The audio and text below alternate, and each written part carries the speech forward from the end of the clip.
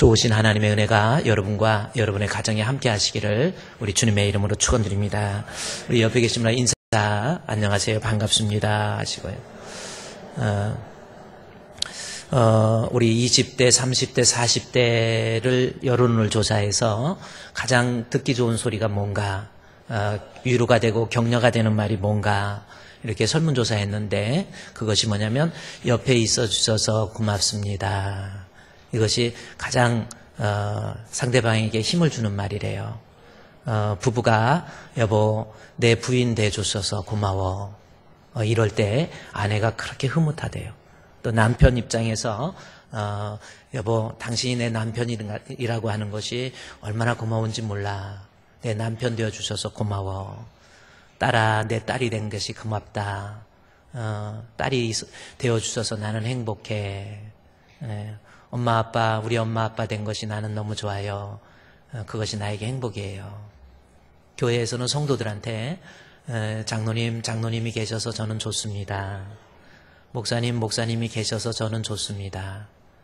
옆에 계신 분 옆에 앉아주셔서 고맙습니다. 한번 해볼까요?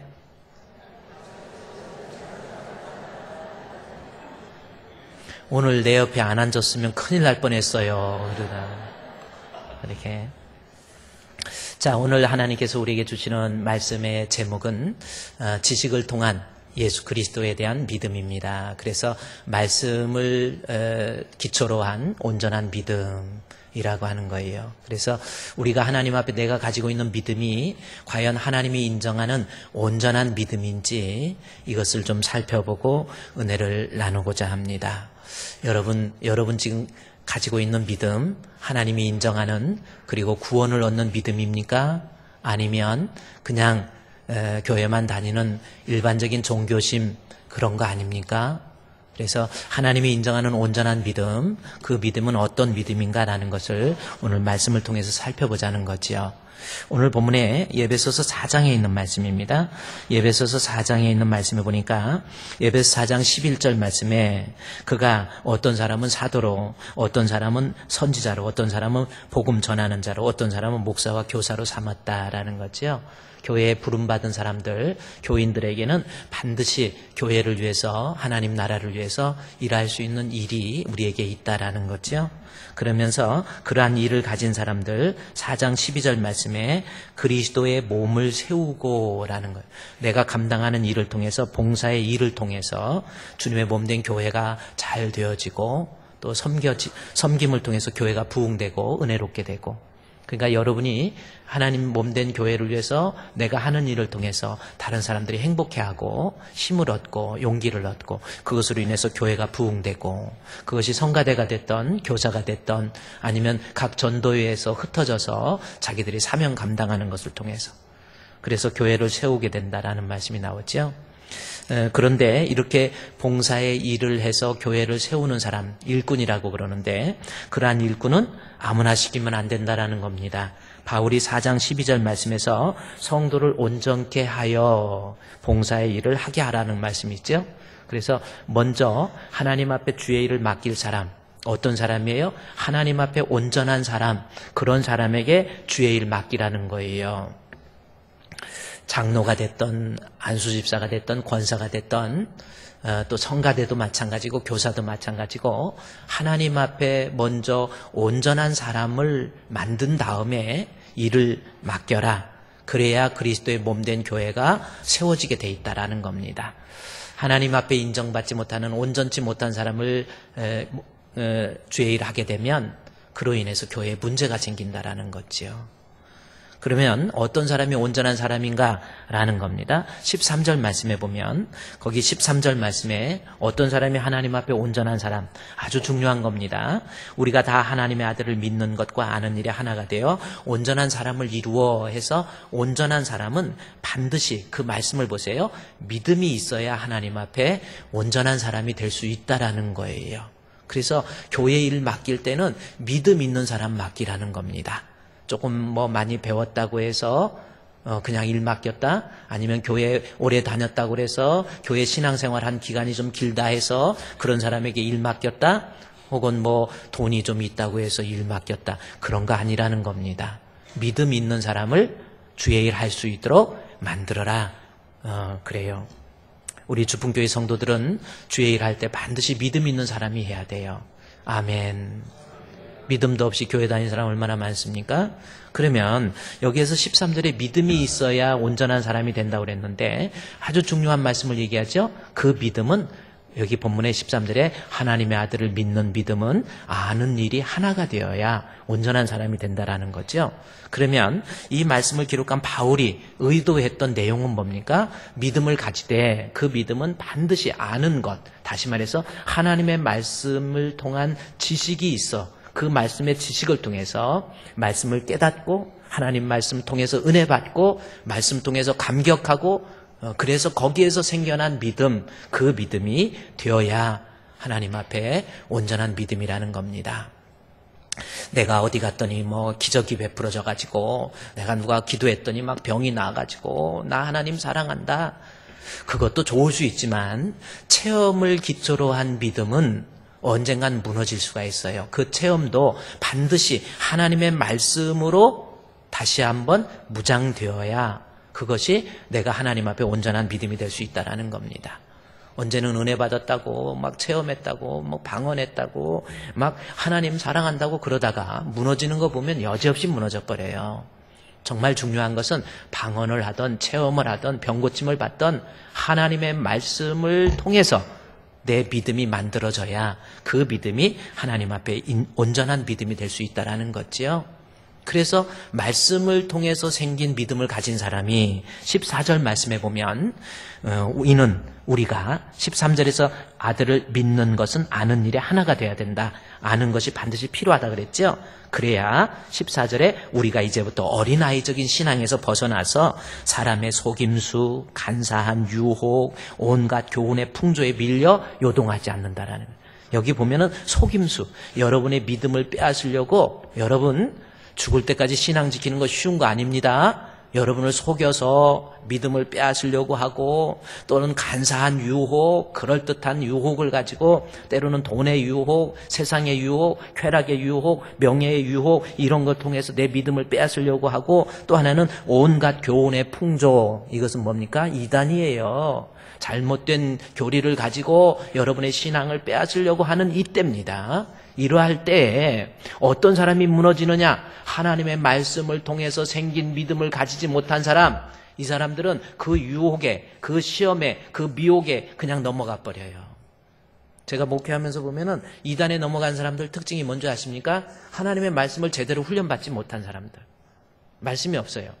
그래서 이단에 넘어가는 경우가 많이 있어요. 그런데 이단에 넘어갔다가도 하나님 말씀이 있는 사람은 이거 아닌 것 같아. 아닌 것 같아. 결국은 빠져나와요. 여러분 틀림없습니다. 말씀이 없으니까 자꾸 이단에 자꾸 넘어가가지고 거기에 그야말로 광신자처럼 휩쓸리면서 다녀요. 여기 미혹이라는 거 온갖 교훈이라고 하잖아요. 온갖 교훈의 풍조, 바람풍자입니다. 그런 거에 막 흔들려 버려요. 그러나 하나님 말씀이 있는 사람은 절대로 이단에 흔들리지 않습니다. 넘어갔다가도 이거 아닌 것 같아. 나 아닌 것 같아. 영적인 말씀 통해서 믿음의 분별력이 있기 때문에 뛰쳐나와요. 다시 살아납니다. 그래서 여러분 우리는요 하나님 말씀으로 평소에 무장하고 있어야 이단한테 안 넘어갑니다. 오늘날 한국교회 이단이 많은 이유, 제대로 말씀으로 선포되어지지 않고 하나님 말씀을 왜곡해서 전하고 성경에서 벗어난 엉뚱한 말하고 이러니까 막 뭔가 영적인 갈급함이 있어서 이단에 넘어가는 경우가 많이 있잖아요. 우리의 신앙은 하나님 말씀을 통해서, 이단을 통해서 생긴 믿음은 구원 얻는 믿음이 아니에요. 온전한 믿음이 아니라는 겁니다. 그래서 제대로 말씀이 없는 사람이 이단에 넘어가고 넘어갔다가도 말씀이 있는 사람은 돌아오게 되고, 그리고 이단의 교주들 보면요 한결같이 공부를 많이 한 사람이 없어요. 말씀의 지식이 제대로 된 사람이 없어요. 물론 세상적인 공부가 그렇게 뭐 신앙과 관련이 있다고 생각할 수는 없을 수도 있지만, 그러나 생각해 보세요. 문선명이 같은 사람들 아세요? 제대로 공부를 제대로 했습니까? 요즘 문선명이 셋째 부인 한학자하고 그 다음에 그 아들 문영진이하고 지금 막 소송하고, 친엄마인데도 막 소송하고 주도권 때문에 난리 났어요. 제대로 공부한 사람이 아니에요. 이단의 교주들 보세요. 문선명이가 그러더니 요즘에는 또 JMS. 뭐예요? JMS. SBK는 뭡니까? JSK. 주순 것. JSK. 주순 것을 JSK라고 그런다고. 근데 JMS는 뭐냐면, JMS는 정명석이에요. 정명석이는요, 요즘 월명동에 자기가 산골 고향에서 충청도 고향에 있는데 거기를 몇백억을 투자해가지고 완전히 이단 성지를 만들어라. 지들이 말하는 성지를 만들어 놓고 거기 바위 날르다가 사람이 깔려 죽었고 뭐고 난리 났었습니다. 이 사람은요, 1975년도까지 문선명이 밑에 있다가 월남 갔다 와갖고 초등학교 나와가지고 월남 갔다 와가지고 문선명이한테 들어가 있다가 1975년도까지는 문선명이 예수님의 불완전한 구원을 이루어줬다라고 했다가 1978년도부터 갑자기 하나님이 자기 보고 하나님 되라고 그랬대. 그래갖고 1978년도부터 통일교에서 나와서 JMS 정명석이가 된 거예요.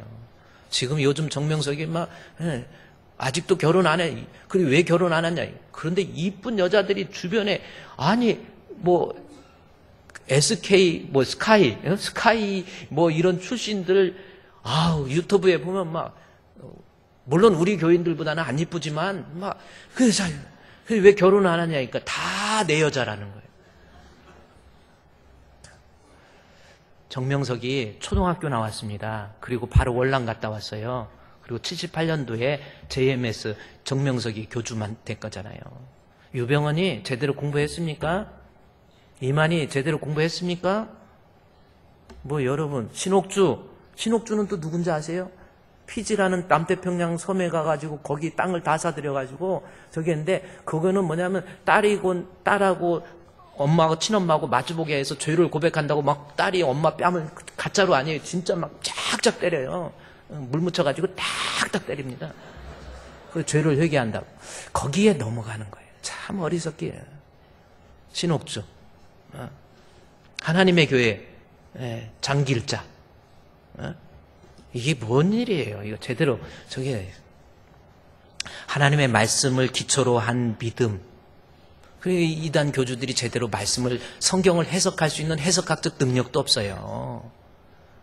여러분, 그래서 말씀이 제대로 선포되고 그 말씀을 통해서 순수한 말씀을 통해서 생긴 믿음이 온전한 믿음. 그래서 교회도 잘 정해야 됩니다. 여러분, 뭐 교단도 대한예수 장로회 엄청 많아요. 총신대학교에 600명의 학생이 1년에 신학생이 나와요. 제가 들어갈 때 총신대학교 MDB 석사학위 있는 사람은 25명, 600명 중에 25명밖에 없어요. 다 똑같이 총신대학교 대학원 나왔다고 그래요. 성도들이 뭐 압니까? 그러니까 제가 말씀드리는 것은 이 성경을 왜곡해서 해석하면 안 돼요. 성경을 해석할 수 있는 해석학적 능력을 가지고 이 성경을 해석해서 그걸 전해줄 때 거기에서 생긴 믿음, 그것이 하나님 앞에 온전한 믿음이다라는 겁니다. 여러분, 교회 다닌다고 다 구원받는 거 아니에요. 하나님이 인정하는 온전한 믿음을 가져야 됩니다. 그런데 그 온전한 믿음은 반드시 하나님의 말씀의 지식을 통해서 생긴 믿음. 아멘? 자, 그런데 이 에베소서를 읽다가 보면 이 4장 13절에 우리가 다 하나님의 아들을 믿는 것과 아는 일에 하나가 되어야 한다. 그래서 안다라고 하는 지식이 있어야, 지식에서 생긴 믿음이어야 그것이 온전한 믿음이라고 그랬는데 한번 생각해 봅시다. 그러면 지식이 있다고 다 예수 믿습니까? 아니지요? 이것도 우리가 반드시 검토하고 넘어가야 될 내용입니다. 옛날에 어떤 사람이 전도를 너무 잘해요. 만나는 사람마다 전도하면, 직장이든 뭐 어디 친척이든 만나는 사람마다 친구들한테도 막 전도해요. 그런데 전도하고 한참 전도하고 막 갔다 와가지고 억울해가지고 목사님한테 답답함을 표현하는 거예요. 뭐 때문에 억울한가 했더니 전도를 하는데 불신자한테 전도를 한대요. 불신자한테 전도하는데 이야기하다 보니까 전도하는 나보다 제가 더 잘 알더래. 하나님에 대해서 이야기하니까 쫙 알아요. 막 어떻게 예수님에 대해서 얘기했더니 이사야서 53장에 나와 있는 대속의 주 예수, 그 예수 내가 다 알아. 설명을 또 천국 내가 다 얘기해. 그래서 전도하려고 그러다가 한참 보니까 이거 막 마음이 이상한 거예요. 그래서 막 목사님한테 와서 목사님, 저 사람이 이렇게 예수님에 대해서 얘기하는데 맞아요? 성경적으로 맞습니까? 그랬더니 그건 맞지. 그러면 하나님에 대해서 이거 맞아요? 그것도 맞아. 그러면 여기 천년왕국이라는 게 이런 게 있는데 맞아요? 맞아. 그냥 이분이 막 억울해하고 아니 이건 뭐야. 목사님 나 신학교 가겠다고, 공부하겠다고, 말씀 공부하겠다고. 그래가지고 그랬다고 그런다고 신학교 간다고 지식적으로 채워진다고 믿음 있는 거 아니에요. 그렇게 많이 알아도 안 믿잖아요. 예수 안 믿잖아. 그 사람 불신자. 예수 안 믿잖아요. 오늘날 우리 교회 다니면서 어떤 남편, 목사님 우리 남편이 나보다 더 잘 알아요. 하나님에 대해서. 근데 술이나 먹고 담배나 피우고 다니고 교회 가자 그러면 빈둥빈둥거리고 그래요. 보세요. 내가 머릿속에서 하나님 말씀에 대한 지식이 있다고 해서 그것을 가지고 있는 것이 진짜 온전한 믿음입니까? 아니에요. 그래서 예배소서에서 믿음은 지식이 있어야 되는데 그 지식은 어떤 지식이 되어야 되는가 이미 예배소서 3장에서 이야기해주고 있다라는 겁니다.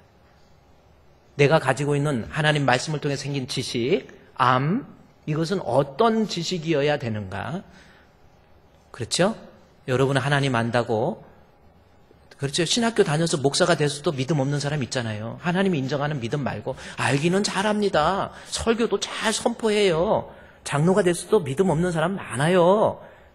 권사가 됐어도 신앙생활 20년, 30년, 아니 평생 신앙생활 한 사람 예수에 대해서는 빠삭해요.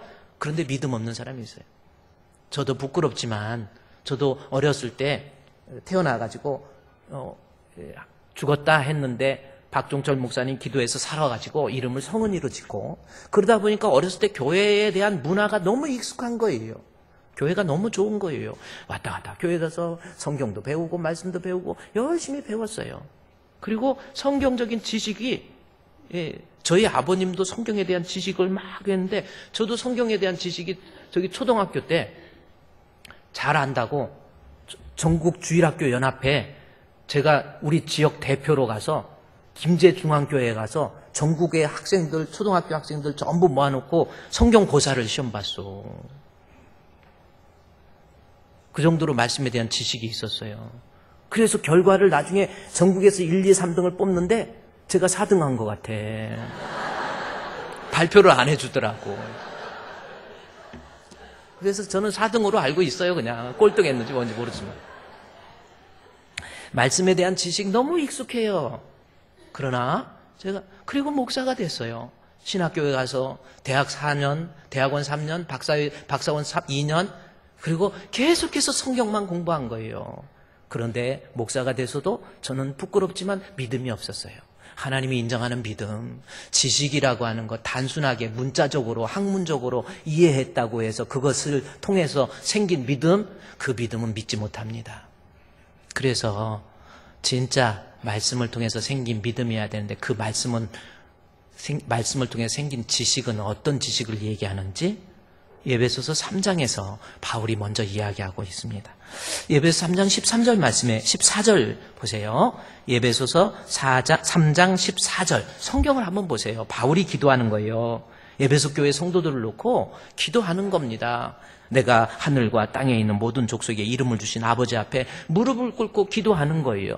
옥중에서 감옥 속에서 예배소 교회의 형편을 듣고 예배소 교회를 향한 간절한 바람을 놓고 기도하는 겁니다.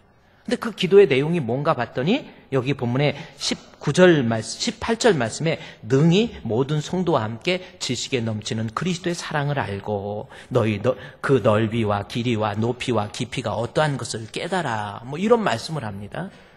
그러니까 에베소 교회를 놓고 바울이 기도한 것이 뭐냐면 18절 말씀에 모든 성도와 함께 뭐예요? 아주 중요한 말이죠. 지식에 넘치는 그리스도의 사랑을 알다라는 겁니다. 예수님의 사랑을 아는 거 중요해요. 예수님이 나를 위해서 십자가에 못 박혀 죽으신 거, 예수님이 십자가에 못 박혀 죽으심으로 내 영혼을 구원해 주신 하나님의 은혜, 그거 아는 것 중요합니다. 그렇죠? 그런데 바울이 알긴 알되 뭐라고 그랬어요? 능히 모든 성도와 함께 어떻게? 지식에 넘치는 그리스도의 사랑. 이게 뭐예요? 지식에 넘치는 그리스도의 사랑이 뭡니까? 지식에 넘치는 그리스도의 사랑이 뭐예요? 한번 여러분 문자적으로 이해해 보세요. 지식에 넘치는 그리스도의 사랑. 그냥 읽고 넘어가지 마시고 알긴 알되 지식에 넘치는 그리스도의 사랑. 이게 무슨 뜻입니까? 지식으로 형용할 수 없는 하나님의 사랑. 이거 그러면서 그 내용을 설명하면서 지식에 넘치는 그리스도의 사랑을 얘기하면서 19절에 사랑을 알되 그 넓이와 길이와 높이와 깊이가 어떠한 것을 깨달아. 여기 깨닫는 것도 아는 거예요. 근데 지식에 대해서 지식에 넘치는 사랑이 뭐냐면, 지식에 넘치는 그리스도의 사랑이 뭐냐면, 그래요. 예수님의 사랑, 우리를 위해서 고난당하시고 십자가에 못 박혀 죽으시고 나를 구원해 주신 주님의 크신 사랑, 문자적으로 지식적으로만 이해하지 말고 뭐예요? 그 다음에 나와 있는 것이 지식에 넘치는 사랑, 알되 19절에 그 넓이와 높이와 깊이가 어떠한 것 깨달으라는 겁니다. 이게 무슨 뜻이에요? 예수님의 사랑 문자적으로만 이해할 것이 아니라 나를 사랑하신 우리 예수님, 정말 내 죄를 위해서 십자가에 못 박혀 죽으신 우리 예수님, 그 예수님을 인격적으로 만나라는 거예요. 진짜 주님 만나라는 거예요. 문자적으로 주님 나 사랑했어 그거 말고 주님의 사랑, 하나님을 인격적으로 친밀하게 우리 주님을 만나서 주님이 나를 사랑한 것을 내 마음으로 가슴으로 느끼고 체험하고 감격하고 그 알물, 지식에 넘치는 지식 깨달음이라는 겁니다. 예수님 나를 위해서 죽으신 것 말고 정말 주님 성경을 읽다가 말씀을 듣다가 하나님 나 같은 거 살리시기 위해서 십자가에 못 박혀 죽으신 주님 감사합니다. 그 은혜에 감격해서 때로는 말씀을 읽다가 설교를 듣다가 정말 주님 앞에 손을 들고 하나님 크신 사랑은 증량다 못하며 영원히 변치 않는 사랑 성도여 찬양하세. 때로는 감격도 하고 문자적으로는 그런가 보다 나 다 알아, 학문적으로 다 알아, 그거 말고 정말 우리 예수님, 살아계신 주님 인격적으로 만나서 그 사랑의 넓이, 깊이, 높이, 이게 무슨 뜻이에요? 주님의 사랑을 진짜 마음으로 체험해서 그 예수님, 학문적으로 문자적인 예수님이 아닌 내 마음으로 우리 예수님을 모셔서 그 예수님 내 안에 계신 주님과 함께 친밀한 교제 속에서 주님이 원하시는 것이 무엇이고 주님이 기뻐하시는 것이 무엇이고 주님의 사랑이 무엇인지를 우리 주님과의 교제 속에서 내 마음속에 있는 예수님과의 관계 속에서 깨달아야 그것이 진짜 내 신앙을 온전하게 만드는 지식이라는 겁니다.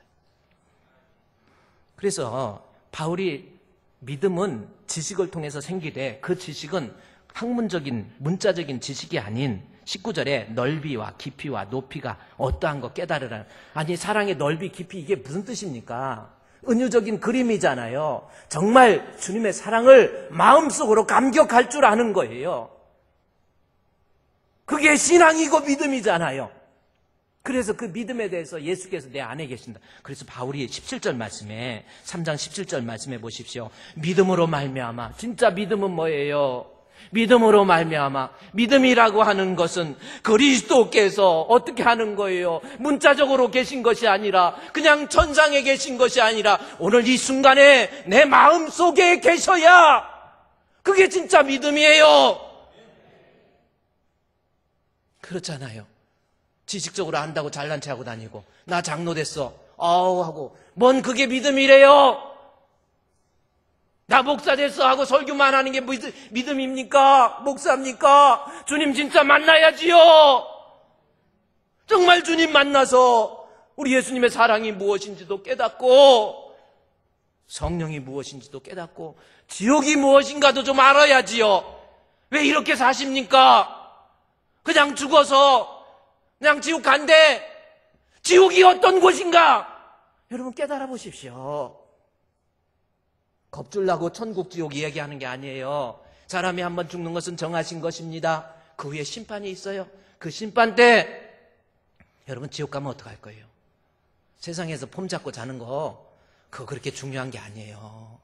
내가 내 마음에 우리 예수님 문자적으로 배우는 거 그거 단계 넘어서 내 안에 우리 주님 모셔드리고 내 안에 계신 예수님을 내가 순간순간 바라보고 그분과 친밀한 교제, 늘 주님 나는 그와 더불어 먹고 나는 그와 더불어 먹으리라 한 것처럼 늘 내 안에 계신 주님 바라보고 살게 되면 그것이 거기에서 생긴 우리 주님의 사랑이 정말 크네.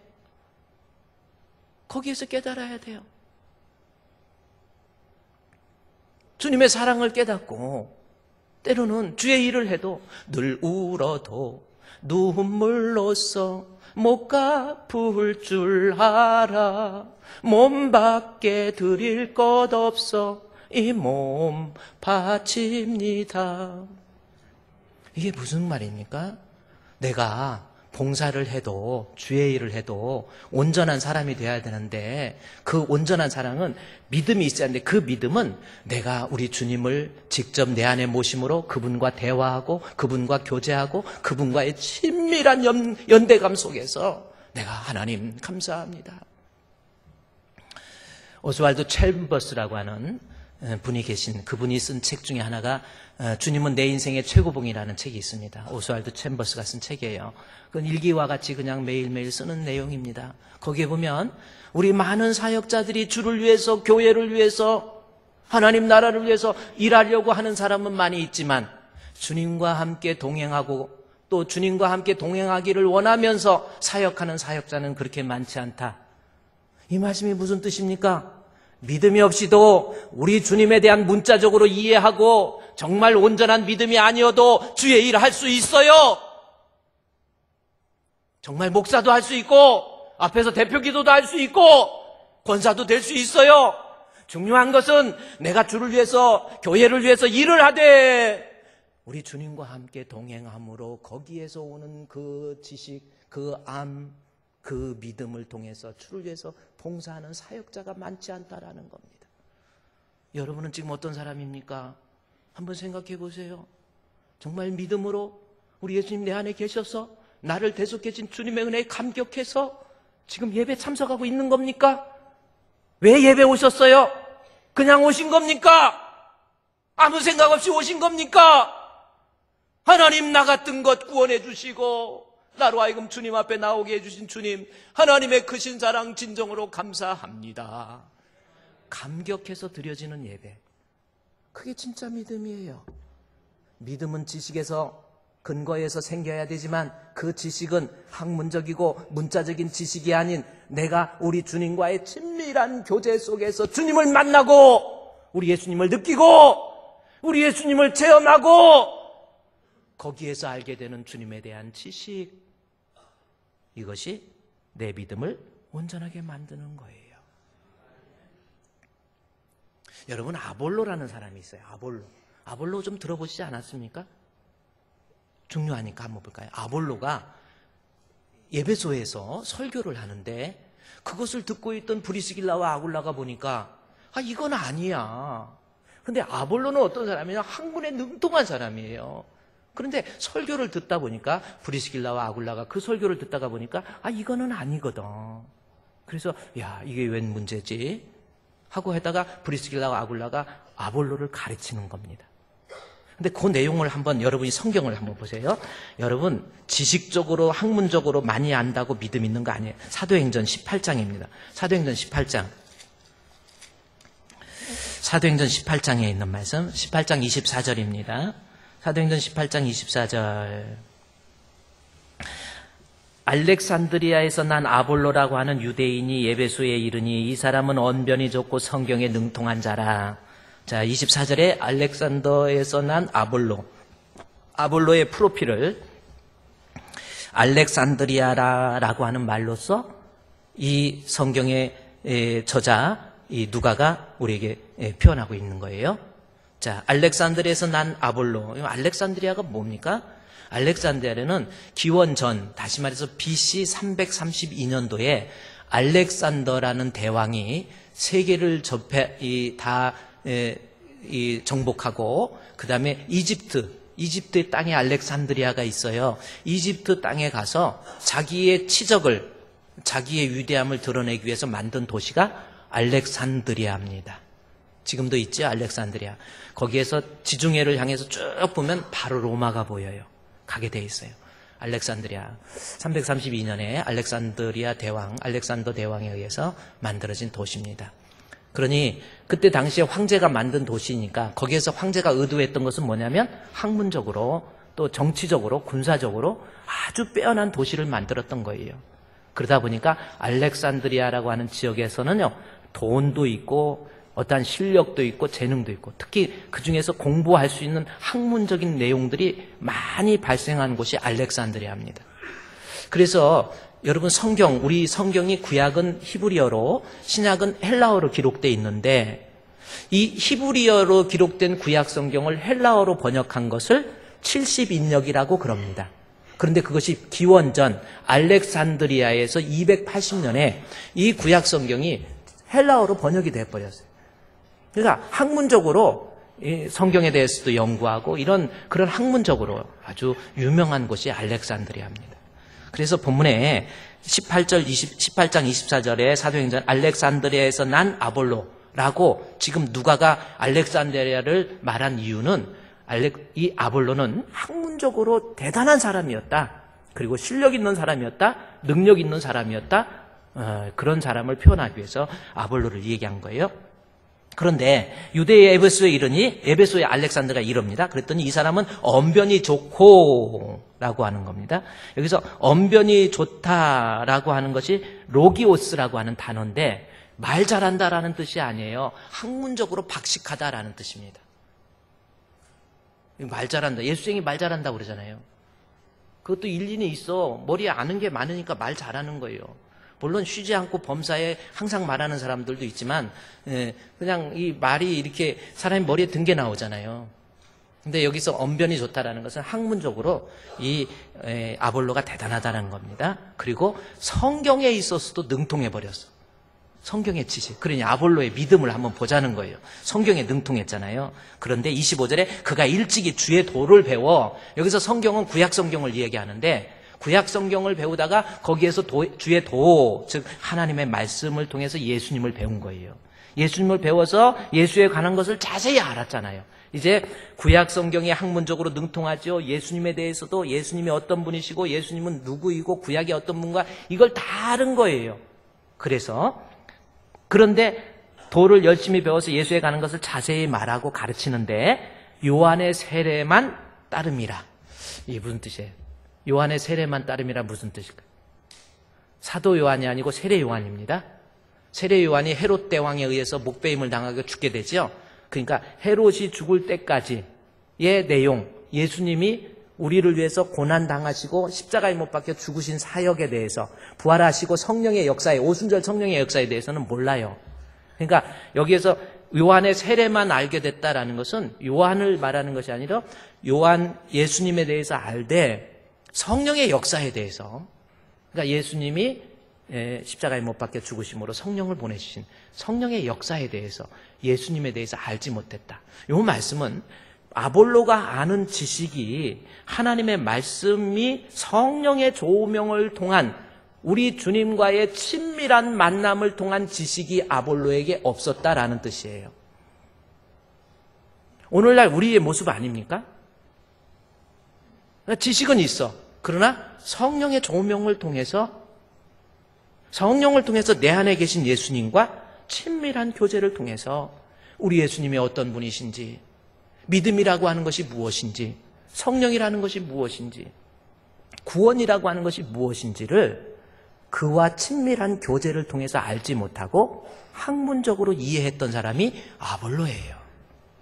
그래서 그걸 보고 이제 26절에 그가 회당에서 담대히 말하기 시작하거늘, 회당에서 예수님에 대해서 문자적으로 학문적으로 가리키는 거예요. 그랬더니 그것을 보고 있던 브리스길라와 아굴라, 사도행전 18장을 구성하고 있는 브리스길라와 아굴라는 고린도 교회의 창립자들이에요. 근데 브리스길라와 아굴라가 딱 그 아볼로의 설교를 듣다가 보니까 이거는 영이 빠져있는, 성령의 조명이 빠져있는 문자적인 예수 그리스도를 전하는구나 라는 것을 알고 브리스길라와 아굴라가 가르칩니다.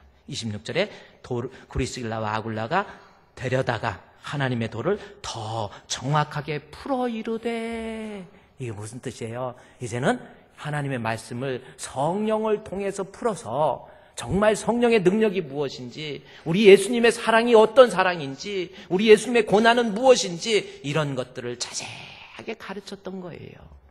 그리고 이 아볼로를 이제 27절에 아볼로가 아가야, 고린도죠. 지금 18장에 있는 고린도. 그래서 브리스길라와 아굴라가 추천서를 써가지고 고린도 교회에 보내요. 그랬더니 이제 성령의 조명을 통해서 우리 예수님과 친밀한 교제를 통해서 아볼로가 학문적인 예수를, 우리 예수님과의 친밀한 교제를 통해서 알게 되는 그 지식을 전하니까 28절에 이는 성경으로서 예수 그리스도라 증언하되 공중 앞에서 힘있게 유대인의 말을 이겼다라는 말씀이 나옵니다. 아볼로의 믿음은 과거에는 그냥 예수님 알았어요. 성경을 통해서 지식적으로 알았어요. 그러나 아볼로에게 부족한 것이 뭐였어요? 성령을 통해서 우리 주님과의 친밀한 교제를 통한 알미 없었다라는 겁니다. 여러분 혹시 그런 사람 아닙니까? 제가 한번 묻게요. 우리 장로님 한번 앞에 계신 장로님한테 한번 물어봅시다. 우리 조동욱 장로님, 문재인 대통령 아세요? 알죠? 여러분 문재인 대통령 압니까? 뭘 또 눈 깜빡깜빡하면서 뭘 요구하나? 난 알아요. 문재인 저도 알아요. 문재인 대통령 압니다. 송중기 알아요? 송중기 알아요? 우리 교회 와서 저한테 사진 찍자고 했던 그 유명한 사람. 한예슬 압니까? 장동건 알아요? 전 다 알아요. 근데 혹시 문재인 대통령 안다고 그랬는데 혹시 문재인 대통령하고 만나서 눈을 보면서 대통령과 대화하고 대통령의 애로사항이 뭔지 알고 그런 암이 있습니까? 시간이 없어서 못 만났다. 끝까지 그래, 시간이 없어서 못 만난 거예요. 나는 무슨 말씀 하시려고 그러나 했더니 내가 시간이 없어서 못 만났다고. 그래요. 어쨌든 우리가 일반적으로 아는 그거 말고 친밀한 교제를 통해서, 그래서 여기 안다, 성경의 지식을 통해서, 알을 통해서 믿음이 생기는데 그 알미라는 단어가 히브리어로 야다라는 단어예요. 이것은 부부가 아는 것처럼 아는 거예요. 그러니까 진짜 온전한 믿음은 학문적인 문자적인 지식에서 내가 그냥 들어왔던 그러한 지식적인 알을 통해서 생긴 믿음이 아니라 그 예수님을 내 안에 모심으로 말미암아 그분과의 친밀한 교제 속에서 알게 되는 것, 그게 믿음이라는 거예요. 우리가 빨리 이것을 깨워야, 이 영성이 살아나야 진짜 성도 되는 거예요. 그래서 이 예배소서에서, 이제 예배소서 아까 본문에 가보세요. 예배소서 보세요. 예배소서 3장 18절, 지식에 넘치는 그리스도의 사랑. 지식은 지식인데 이제는 내가 주님 만나고 체험하고 넓이와 깊이와, 그러면서 결국은 3장 17절 말씀에 믿음으로 말미암아 그리스도께서 너희 마음에 계시게 하는 거예요. 할렐루야. 그냥 예수님, 천상에 가신 예수님, 십자가에 못 박혀 죽으시고 부활하셔서 천국에 계신 예수님, 나는 죽어서나 만나는 예수님, 그거 말고 진짜 믿음은 우리 예수님 내 안에 믿음으로 말미암아, 진짜 믿음이라고 하는 것은, 믿음은 우리 예수님 내 안에 모시는 것이고 모셔드린 주님과 순간순간 깊은 영적인 대화, 그게 믿음이라는 겁니다. 너무 중요한 말씀이에요. 저도 정말 어렸을 때 장로 아들로 태어나가지고 뭐 아는 거 있고 교회도 아는, 난 믿음이 없었잖아요. 목사가 돼서도 믿음이 없었어요. 그러나 어느 날 우리 주님께서 하나님 말씀을 주는데 정말 말씀을 공부하면서 하나님 말씀이 살았고 운동력이 있고 좌우의 날선 어떤 검보다 예리해서 내 혼을 치료하고 관절과 영과 골수를 찔러 쪼개기까지 하는 말씀을 통해서 정말 주님을 만나고 그 말씀 통해서 내가 주님을 감격하게 되고 설교를 준비하다가 진짜 성경책에 눈물도 툭툭 떨어지기도 하고 문자적으로 이해하는 것이 아니라 갱년길에서 나이가 들어서 점점 제가 이렇게 이렇게 슬퍼지는 거, 눈물이 나는 게 아니라 어떤 때는 성경 읽다가 말씀 준비하다가 나도 모르게 눈물이 나요. 인격적인 주님을 만나는 거예요. 그래서 요한복음 1장 12절 말씀에 보면 믿음에 대해서 정확히 얘기해요. 요한복음 1장 12절에 영접하는 자, 곧 그 이름을 믿는 자에게는 하나님의 자녀가 되는 권세. 믿음은 하나님의 자녀가 됩니다. 근데 믿음이 뭐라고 그랬어요? 영접하는 자, 곧 이 콜이잖아요. 믿음은 영접이에요. 그럼 영접이 뭔지 아세요? 알미라는 뜻입니다. 엘라본이라는 헬라어의 단어예요. 엘라본이라는 것은 무슨 뜻이냐면 인격적인 만남을 통해서 알게 되는 지식을 얘기한다니까요. 진짜 믿음은 그냥 지식이 아니에요. 우리 예수님을 인격적으로 내가 성령을 통해서 주님을 만남으로 그 예수님을 성령의 필터를 통해서 내가 걸러지는 거예요. 성령을 통해서 우리 예수님을 알게 되는 거예요. 거기에서 생긴 믿음이 진짜 믿음이라니까요. 여러분 예수님의 12제자들 베드로, 안드레, 야고보 다 있죠? 사람이 예수님과 3년 동안 먹고 자고 했어요. 여러분 사람들하고 예를 들어서 우리 성도들 어디 수련회 가서 일주일만 아니 3박 4일만 같이 호텔에서 먹고 자고 얼마나 친해지는지 몰라. 근데 3년 동안을 먹고 자고 그러니 베드로가 예수님 몰랐습니까? 예수님 숨소리만 들어도 예수님의 마음도 이해하고 아마 다 알 것 같아요. 예수님에 대해서 알았죠. 모를 리가 없어요. 예수에 대해서 알고 하나님에 대해서도 알고 예수님의 뜻이 무엇인지 베드로 알았어요. 근데 믿음이 있었습니까? 믿음 없었잖아요. 예수님 십자가에 못 박혀 돌아가실 때 다 도망갔잖아요. 그렇죠? 그런데 언제 이 사람들이 변했습니까? 오순절 성령 강림 사건 후에 예수님을 한 거예요. 예수님이 십자가에 못 박혀 죽으신다는 것과 또 문자적으로 학문적으로 다 알고 있었는데 성령의 조명을 통해서 우리 예수님이네. 나의 구주, 나의 생명. 그때부터 목숨 바치잖아요. 여러분의 지식은 반드시 성령의 조명이 있어야 돼. 그래야 그것이 진짜 믿음이 되는 거예요. 성경에 여러 영적 각성을 말하고 있는 여러 책들이 있어요. 제가 이제 교회사의 내용을 보면은 예를 들어서 아주 유명한 존 칼빈 같은 사람은 위대한 학문가예요. 위대한 학문가. 그래서 종교개혁을 일으켰던 존 칼빈. 존 오웬, 청교도의 선교자 존 오웬, 감리교의 창시자 존 웨슬레, 18세기 영성운동의 선구자였던 휘필드, 이런 사람들 보세요. 조나단 에드워드, 인디안의 선교사였잖아요. 스펄전 목사, 얼마나 대단한 설교가입니까? 이 사람들의 신앙, 지식으로서 다 채워져 있었어요. 그런데 언제 그 사람들이 변했는지 아십니까? 성령의 체험이에요. 성령을 통해서 말씀을 배운 거예요. 1738년 예를 들어서 존 웨슬레 같은 경우도 하나님 말씀에 대해서 옥스퍼드 대학을 다니면서 홀리클럽에서 성경을 공부했어요. 말씀에 대한 지식이 대단하죠.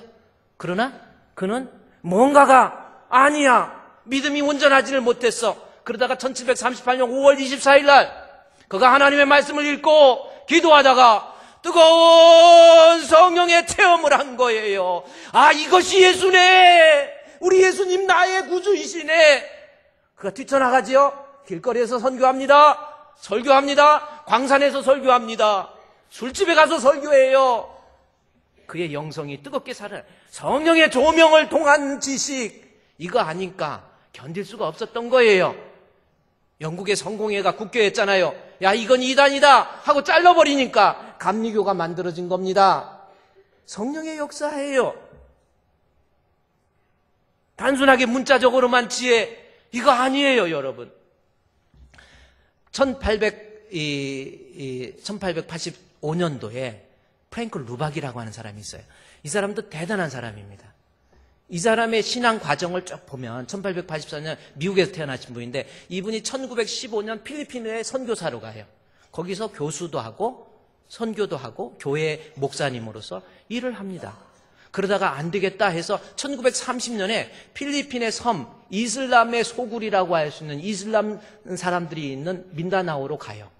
민다나오에 가서 선교를 하려니까 이거 아니야. 거의 죽을 것 같아요. 막 이슬람이 잔인하잖아요. 거기에다가 복음을 전한다. 이건 살 길이 없어요. 거의 죽을 것 같은 그 위기 속에서 그가 낙심하고 절망하면서 하나님 앞에 기도하고 말씀 붙잡고 이제는 하나님 어떻게 합니까? 하다가 그가 성령을 체험한 거예요. 성령 체험하고 난 다음에 진짜 불 속이라도 들어갑니다. 그러면서 그가 쓴 책이 편지라는 책이 있어요. 프랭클 루박이 쓴 편지라는 책. 저 책 한번 읽어볼 만합니다. 그 책에 보면 뭐냐면 나는 늘 순간순간 내 안에 우리 주님이 임재하시기를 갈급하며 임재하신 주님과의 깊은 대화와 친밀한 교제 속에서 오늘도 힘을 얻어 나는 선교한다. 나는 전도한다. 할렐루야. 진짜 믿음이 뭡니까? 성령을 통해서. 그래서요, 우리 찬송가에 성령이 스승되어서 그 찬송 아세요? 예수도 알기 원함은 크고도 넓은 은혜와 대속해 주신 사랑을 간절히 알기 원하네. 내 평생의 소원, 내 평생의 소원, 대속해 주신 사랑을 간절히 알기 원하네. 그런데 2절, 3절에 보면은 기가 막혀요. 그냥 아는 거 말고 2절에 보면은 성령이 스승되어서, 우리 같이 성령이 스승되어서 진리를 가르치시고 거룩한 뜻을 깨달아 예수를 알게 하소서. 아멘. 성령의 스승이에요. 성령의 스승. 성령의 조명을 통해서 하나님 말씀, 문자적인 이해를 넘어서 주님 주신 성령을 통해서 우리 예수님의 대속해 주신 사랑도 알고 3절에 보면요. 또 더, 성령의 감화 받아서 하나님 말씀 배우니 그 말씀 한 절 한 절이 내 마음에 교훈되도다. 여러분, 우리 영성 하나님 앞에 좀 정직합시다. 이게 성령의 조명이 없으니까 교회는 다녀요. 아니 이런 식으로 다니다 어떡할 거예요? 빨리 영적 각성 운동 일어나야 돼요. 네? 인생은요 왔다 가는 게 인생이잖아요. 성령의 감화 받아서 하나님 말씀 배우니. 우리 저 3절 한번 같이 부를까요? 시작. 성령의 감화 받아서 하나님 말씀 배우니 그 말씀 한 절 한 절이 내 맘에 교훈돼. 내 평생의 소원, 내 평생의 소원, 내 평생의 소원, 대속해 주신 사랑을 간절히 알기 원하네. 아멘. 우리 다 같이 한번 기도합니다. 이 시간에 한번 생각해 보세요. 나 교회만 다니는 사람 아닙니까? 하나님 앞에 믿음도 없이 습관적으로 다니는 사람 아닙니까? 예수를 안다고 귀신도 예수님 다 알아요. 귀신도 알고 떠든다고 그랬잖아요. 예수님 아는 걸로 만족하고 있지는 않습니까? 하나님 성령을 통해서 우리 예수님과 친밀한 교제, 그로 인해서 알게 해 주시옵소서. 우리 다 같이 기도하겠습니다. 하나님 아버지, 저희들을 오늘도 이 자리에 불러주신 주여, 우리가 성령을 통해서 우리 예수님을 바로 알게 해주시고 성령의 감화 감동 역사를 통해서 우리가 주님을 발견할 수 있는 우리 성도들 될 수 있도록 도와주시옵소서. 하나님이여, 습관적인 믿음, 모양만 갖춘 믿음, 하나님 앞에 인정받지 못하는 부끄러운 믿음 아닙니까? 주여, 주여, 주셔서 성령의 충만함으로 우리 성도들을 무장시켜 주셔서 예수 그리스도를 바로 알게 해주시고 예수 그리스도를 깨닫게 해주시고 그로 인해서 참 믿음의 사람이 될 수 있도록 역사에 주시옵소서. 예수님의 이름으로 기도드리옵나이다. 아멘. 성령의 역사를 통해서 성령의 감화, 감동, 가르침을 통해서 우리 예수님 알기 원합니다. 그 믿음 가지고 우리 예수님을 진정으로 섬겨드릴 수 있는 참 알곡 되게 해 주시옵소서. 예수님의 이름으로 기도드리옵나이다. 아멘.